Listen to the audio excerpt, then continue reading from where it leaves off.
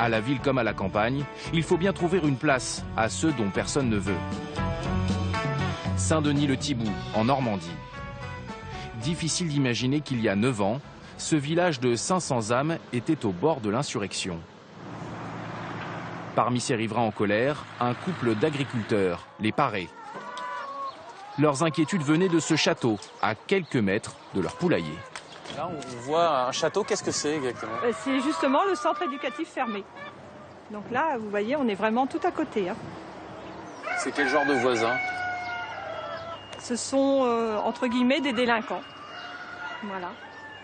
C'est des jeunes, des ados. Voilà. Qui ont fait une grosse bêtise, je pense, quand même. Des grosses bêtises qui faisaient peur à Christine et à la population. Lors de notre premier reportage, le centre éducatif fermé de Saint-Denis-le-Thiboux occupait les gros titres de la presse. À l'époque, c'est la première fois que l'État ouvrait un tel établissement. Une alternative à la prison pour des mineurs multirécidivistes encadrés par des éducateurs. Et où ça? Dans ce cadre bucolique, le château du village. L'endroit avait servi de parc d'attractions.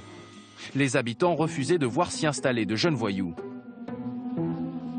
La délinquance des villes risquait, selon eux, de débarquer dans leur coin de campagne. Christine Paré n'en dormait plus. Des écoles. Et moi, c'est surtout pour mes enfants. Hein, quand ils reviennent du car, ils reviennent à pied. On ne sait jamais, il y en a un qui peut s'échapper à ce moment-là et prendre un enfant en otage pour protéger sa fuite. Pourquoi pas? Hein, comme je pense que ce sont des enfants qui sont prêts à tout, que rien ne leur fait peur. Moi, j'ai peur pour mes enfants. Combat perdu, le CEF a fini par ouvrir.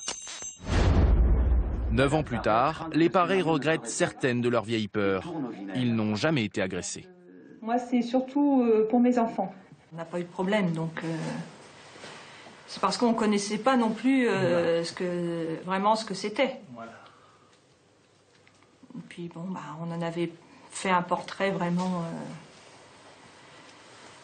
je sais pas comment expliquer ça, très noir, oui. Si les gamins s'en sortent, s'il y a un résultat. Il faut espérer. Voilà, s'il y en a quelques-uns qui s'en sortent au moins. Depuis l'ouverture, 150 mineurs sont passés entre les murs du CEF. Selon le ministère de la Justice, en moyenne, 60% des jeunes évitent la récidive. Et n'allez pas croire qu'ils mènent la vie de château. Encore, allez, encore. Ouais, c'est bien. T'es un feignant, toi. Y a pas que le corps qu'il faut transformer. Ouais, ma tête, ça fait longtemps que j'ai appris là. Ça y est? Ouais, déjà prête là. Ton comportement, il a changé? Ouais. En ce moment, les jeunes s'entraînent pour le spectacle de fin d'année où la population est invitée. L'an dernier, Léo, 14 ans, avait joué les acrobates. C'était bien, ça a ramené du monde et j'ai bien aimé. C'était la première fois que je faisais ça, c'était bien. Quand ils nous regardaient, ils jugeaient pas, quoi. On a été applaudis aussi. Ça, c'est important, ça? Ouais, ouais. Ça prouve qu'ils voient qu'on peut faire des trucs bien. Mais qu'en est-il des fugues, tant redoutées par les habitants? C'est tout. Le directeur du centre, Stéphane Deschamps, n'en a recensé qu'une dizaine en 10 ans. Des fuites dont les riverains ne se sont même pas rendus compte. Peu de fois où un jeune a fugué de l'établissement, sa première motivation était de retrouver Rouen, SLR, SNCF pour retrouver les siens et son environnement. Pas de rester localement autour de Saint-Denis-le-Thiboux. Bon. Donc on n'a pas eu à souffrir de négligence ou d'incivilité de la part des jeunes quand il y a eu des fugues.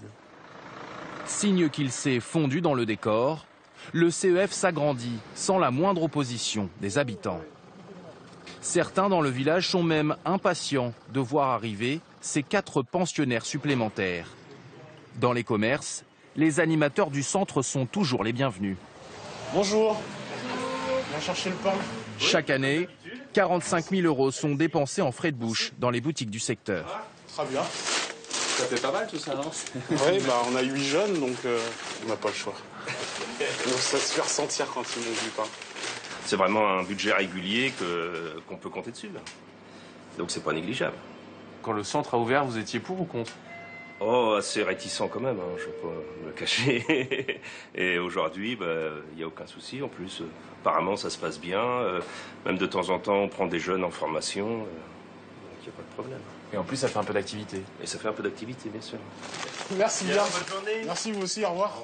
Développer l'activité, c'est souvent l'argument pour faire accepter un projet impopulaire. À Saint-Denis-le-Thibou, le temps a exaucé cette promesse.